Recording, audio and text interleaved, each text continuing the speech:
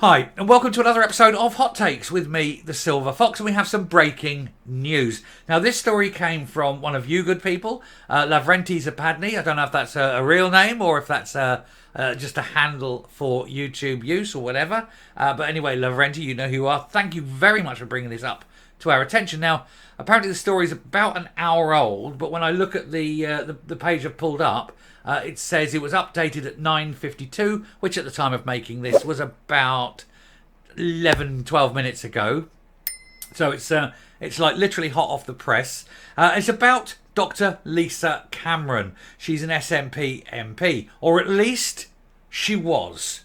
She's crossed the floor. She's abandoned the SNP and she's gone across the floor. She now sits on the government benches as a Conservative. She has been bullied and ridiculed and treated abominably because she dared to stand up against Patrick Grady and say, can we give a bit of thought to his victim rather than trying to lionise this man who is a toucher-upper of other people's children. And of course then she got very bad treatment because they don't care about victims in the SNP. They only care about the predators, the peds, the pervs, those that do these things, the perpetrators. And so she's had enough. Now, of course, she is a doctor. She's a clinical psychologist. She deals with the victims of people like the Thumb, Patrick Grady. Half man, half thumb. That's how he looks like. And so she obviously knows whereof she speaks. And she's had enough of it and she's gone. So we're going to go in and have a look at the story right now.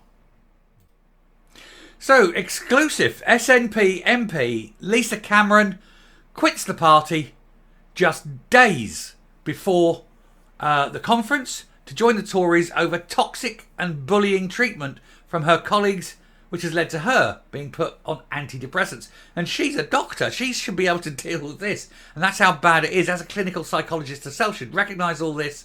And so this is what she's done.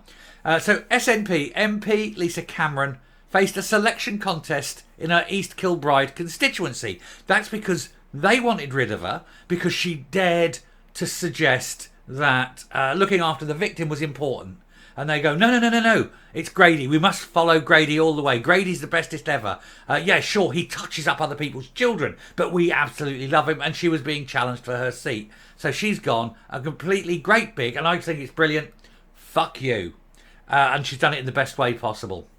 She's defected to the Conservative Party, citing toxic bullying within the SNP. So an SNP MP has announced she has quit the party and has joined the Tories because of toxic and bullying treatment from her ex-colleagues. Lisa Cameron has today announced the bombshell decision to become a Conservative MP after she revealed that the deterioration of her mental health led to her being put on antidepressants. That's what the SNP have done to one of its own, because she said Patrick Grady is an obnoxious little toucher-upper, perv, horrible little grotesque man who can't keep his hands to himself and who likes to touch, teenage boys.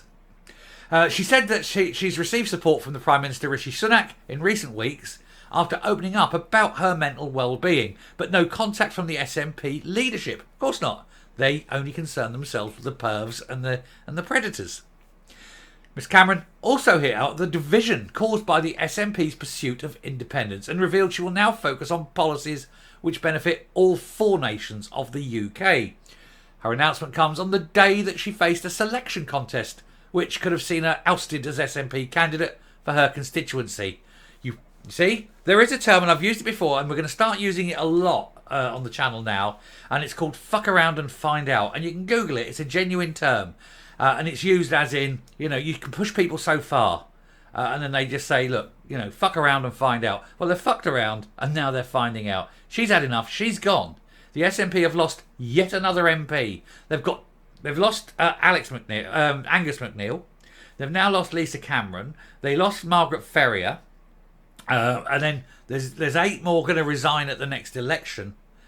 This is a failing party when even its own people, its own MPs, no longer want anything to do with it. It's another kick in the teeth for Hamza Yousaf and his party days before their conference. I've got to say, the timing was excellent, Lisa Cameron. The timing was excellent. Well done, you.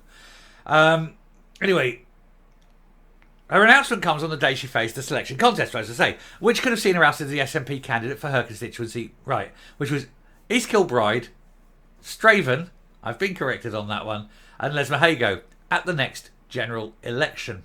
And there he is, hands in the air, praising Allah by the look of it. Well, Allah isn't going to help you this time, mate.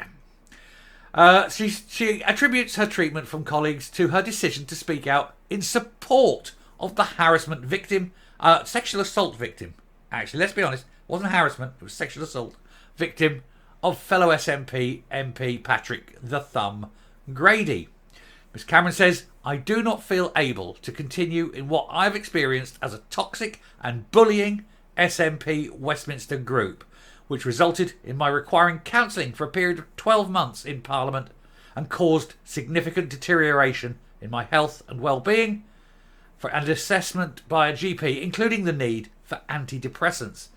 She said, I will never regret my actions in standing up for a victim of abuse at the hands of an SNP MP last year, but I have no faith remaining in a party whose leadership supported the perpetrator's interests over that of the victims, and who have shown little to no interest in acknowledging or addressing the impact.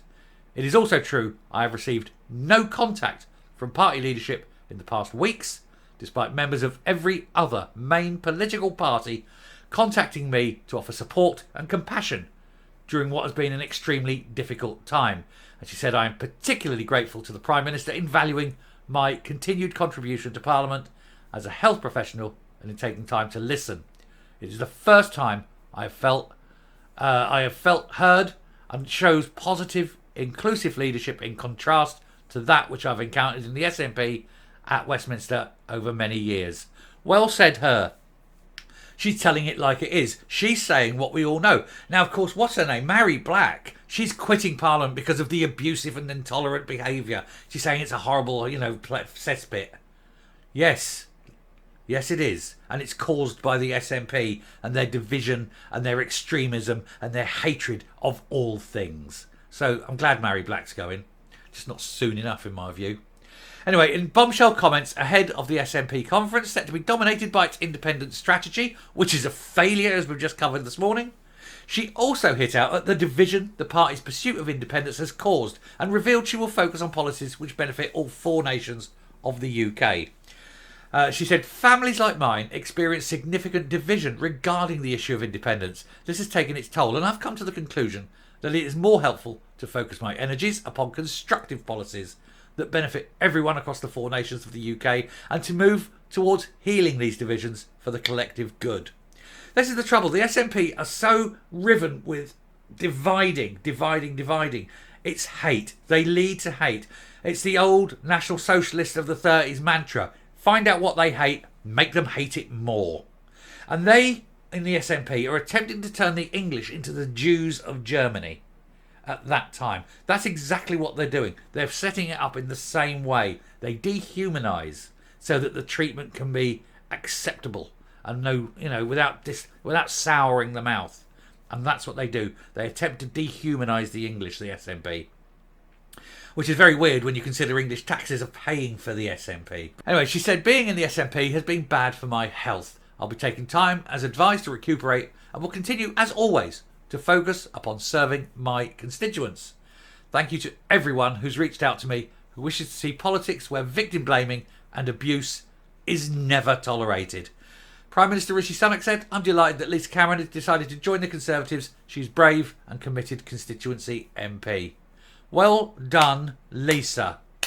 Lisa is right, he said, that we should aim to do politics better, with more empathy and less division, and a dedication to always doing what we think is right. And I look forward to working with her, blah, blah, blah, blah, blah. And he's saying some very nice things. Now, of course, it will annoy the SNP, and the wild-eyed loons of the SNP up there in her constituency. And they'll go, oh, you bitch, and all that, and they won't vote for her. But I do hope that the majority of people in her constituency who voted for her last time realise that she's doing them a favour, that she's standing up for them, and she's not allowing the bullying and the toxic behaviour of this hate group. The SNP are just a hate group now, to infect anyone else. And the people who join the SNP, we all know that mostly now they're peas, because of, you see all the policies, which is all to do with pushing it on children, and that they're anti-Semitic, and that they are pro the people who behead babies. We know what they are. And they're led by a man who, again, hates white people, hates English people, hates Jews, and is pro-Hamas. And that is what the SNP are. So well done, Lisa. You've done yourself a favour. You've done your constituency a favour. And I think overall it can be seen that you've done Britain a favour. I salute you, and I'm coming up. Make no bones about it. It takes courage to cross the floor. To leave one party and go to another isn't something that people do readily. Because you've built relationships with people, and you actually are throwing everything away. But to do so for an honourable reason, because you are concerned with the victims and not looking to protect the perpetrators, not only shows that she is brave, but also that she's honourable. And I think we need to celebrate that, because there are so few brave and honourable people in Parliament that it's nice to see them when they do stand up, make a stand, make a point of principle, and what more so, show that they've got spine. Well done, Lisa. Anyway, I shall finish there. Thank you very much for watching. I hope you too will give Lisa Cameron sort of a little quiet internal round of applause, and sort of, be thankful that we still have people of that calibre willing to be politicians. So yeah, don't know if she'll survive the next election, but at least she'll go to the next election with her head held high and with honour in her heart. Thank you and goodbye.